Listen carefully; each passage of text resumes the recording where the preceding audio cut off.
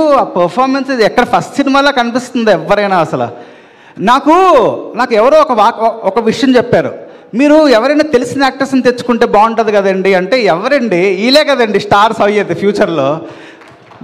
మనం స్టార్స్ని క్రియేట్ చేయాలండి, that is very important. మనం ఇండస్ట్రీలో చాలా చాలా ఇంపార్టెంట్. అలాంటి కొత్త సినిమా, కొత్త కంటెంట్, జనాలు వచ్చి చూస్తున్నారు, ఫ్రెష్ ఫేసెస్, బ్యూటిఫుల్, ఒక్కొక్కరు ఒక్కొక్క టాలెంట్, ఒక్కొక్కరు ఒక జెమ్ అండి. నేను ఒక్కొక్కరి గురించి ఏం చెప్పాలో కూడా తెలియట్లేదు. అంటే 6 మీరు రివ్యూ రైటర్స్లో మా ఫ్లాస్ ఉంటాయి కొన్ని, మీరు అబ్జర్వ్ చేస్తే ప్రతి రివ్యూ ఏదో చిన్న ఇది వర్కౌట్, అది యాక్టర్స్ ప్రతి యునానిమస్ అందరు రివ్యూస్లో యాక్టర్స్ బాగా రాశారు. దట్ ఈజ్ మై యాక్టర్స్, అసలు beautiful actors. That was great అండి. చాలా చాలా థ్యాంక్ యూ ఫర్ అసలు మీరు ఈ సినిమాని ఇంత బాగా ముందుకు తీసుకెళ్ళి ఇంత బాగా పర్ఫామ్ చేశారు. అసలు నా జాబ్ సగం సాల్వ్ అయిపోయింది. అండ్ మా విఎఫ్ఎక్స్ అసలు పోస్ట్ ప్రొడక్షన్ సూపర్వైజర్ ఫస్ట్ నుంచి ట్రావెల్ అవుతూ ఉన్నారు. అసలు గ్రేట్ వర్క్. అండ్ ఈరోజు నాకు థ్యాంక్స్ చెప్పాలంటే వసంత్ గారి గురించి తెలిసిందే కదా మనకి. నేను రైటర్ గురించి ఎప్పుడు చెప్తూ ఉంటాను, ఒక కథకి రైటింగ్ అనేది చాలా ఇంపార్టెంట్ అని నేను ప్రతి ఇంటర్వ్యూలో చెప్తూ ఉంటాను, ఎప్పుడూ చెప్తాను, కథ చాలా ఇంపార్టెంట్. అండ్ మా అందరినీ ముందు నడిపించింది రాజ్ సార్. రాజ్ సార్ ఎలా ఉంటారంటే చాలా స్పెసిఫిక్గా ఉంటారు, చాలా చాలా స్పెసిఫిక్.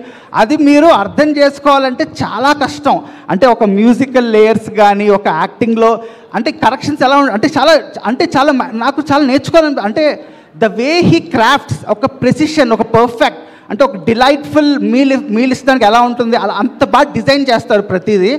అంటే అలాంటి పర్సన్, రాజ్ సార్ లాంటి పర్సన్ మాకు మెంటర్స్గా దొరకడం నాకు చాలా అదృష్టము. అంటే ఈరోజు క్రెడిట్ అంతా ఏదో డైరెక్టర్ కాదు, కానీ నా వెనకాల ఉండేది రాజ్ సార్. చెప్పాలంటే రాజ్ సార్ ముందు నడిపించి మమ్మల్ని అందరినీ ముందుకు తీసుకెళ్లారు.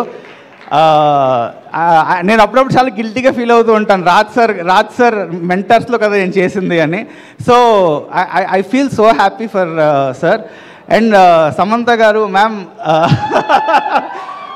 నేను ఎక్కువ ఏం పొగడదామని లేదు, కానీ నేను అంటుంది ఇలాంటి సినిమాని ఒకటి అండి. అంటే ఇప్పుడు ఈ సినిమా సమంత గారు లేకపోతే ఎవరు చూస్తారు ఈ సినిమా?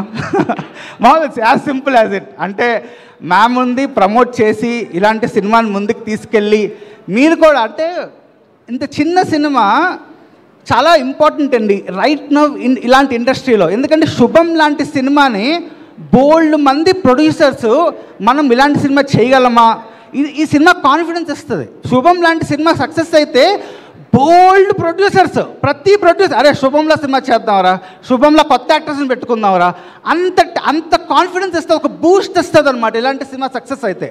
ఎందుకంటే నేను జనాలు థియేటర్కి వెళ్ళినప్పుడు అందరూ నవ్వుతున్నారు, ఎంజాయ్ చేస్తున్నారు, ఎక్కడ అబ్రాడ్లో కూడా నవ్వుతారు. ఎందుకంటే అంటే ఒక బాలేని సినిమాని ప్రమోట్ చేయలేమండి మేము, తెలిసిపోతుంది, మా ఫేస్లో తెలిసిపోతుంది మేము ప్రమోట్ చేస్తున్నామంటే.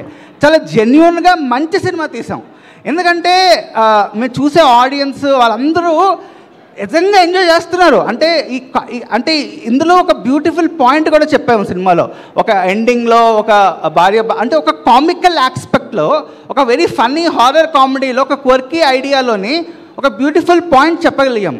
సో దట్ ఈజ్ అసలు greatness of the whole writing process కానీ అంతా. అంటే ఇలాంటి కథ నేను ఈరోజు చెప్తున్నాను ఇంకో మాట. సో ఇలాంటి కథ దిస్ విల్ బీ, అంటే నాకు నమ్మకం ఏంటంటే ఈ కథ ప్రతి లాంగ్వేజ్లోనే రీమేక్ అయ్యే కథ ఇది. నేను అది గట్టిగా నమ్ముతాను. ఎందుకంటే చాలా బ్యూటిఫుల్ ఐడియా ఇది.